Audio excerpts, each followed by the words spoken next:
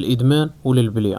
علاش كيمشي بنادم للبليه، وعلاش كيتسد عليه في بيبان بحال الحبس، وعلاش كيتشبل بنادم من الاول من الاساس؟ وفي هذا الفيديو غادي نشوفوا جميع الاسباب اللي كتخلي الانسان باش يمشي لهاد البليه ولا هاد الطريق اللي مزياناش. واول حاجه خاصنا نعرفوا شنو هي البليه.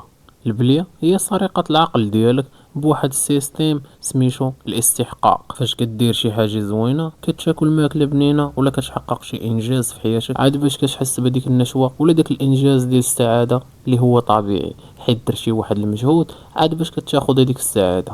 عكس البليه، البليه هي ملي كتولي عابد الحاجه كنتي كديرها باش تولي سيد. هي واحد الخدمه مع العقل والنشوه ديالك، كتدخل ليها حيت كتعطيك واحد النشوه وواحد الراحه سهله اللي ما منهاش، ولكن الثمن كيكون غالي بزاف. كتسالي منك اغلى حاجه عندك وهي حريه الاختيار.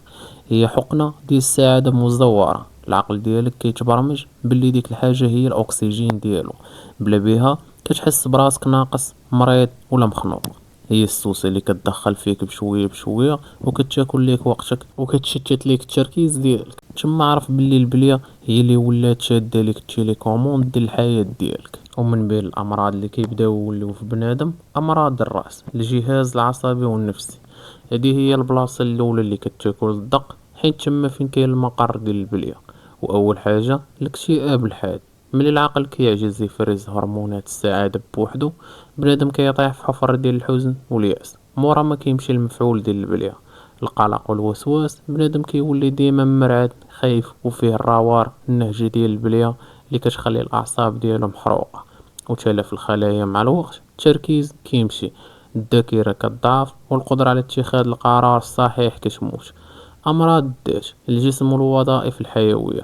على حسب نوع البليه الجسم كيبدا يعطي اشارات باللي ما بقاش قادر يصبر. الامراض القلب والشرايين، الضغط ديما كيزيد طالع ودقات القلب ما مرتاحينش. هادشي كيزيد من خطر السكتة القلبية. تدمير المناعة، بنادم مبلي كيولي كيضربو البرد دغيا والجسم ديالو ما بقاش كيقاوم الامراض حيت الجهد كله كيمشي ليه في البليه. الكبد والكلى هادو هما الفلترات ديال الجسم، والبليه خاصة الكيميائية كتخنقهم بالسموم حتى كيوليو فيهم الفشل. اضطرابات النوم والاكل، بنادم ما بقاش كينعس مقاد، ما بقاش كياكل مقاد. هادشي كينشف العظام وكيهلك الصحة. امراض الشخصية والاجتماعية، امراض سلوكية، هادو هما الامراض اللي كيقيسو بنادم في الهيبة ديالو وفي وسط الناس. امراض مثل الكذب القهري، بنادم مبلي كيولي مريض بالكذب، كيكذب غير باش يغطي على راسو وباش يوصل للبلية ديالو حتى كيموت في الصدق. العزلة الاجتماعية، البلية كتخلي بنادم متوحد مع البلية ديالو، كيهرب من الناس ومن المسؤولية. هادشي كيجيب امراض رهاب اجتماعي، بارانويا، اي الشك. بنادم مبلي كيبدا يشك في كاع الناس اللي دايرين بيه، كيحس بلي كلشي حاضيه وكلشي باغي ليه الشر. الخلاصه اللي خاصك تعرف، البليه هي مرض مزمن. الا ما تعالجتيش كتولي بحال شي ثقب اسود كياكل الصحه والفلوس والعقل، حتى كيبقى بنادم غير الجثه كتحرك ورا ديك الشهوه.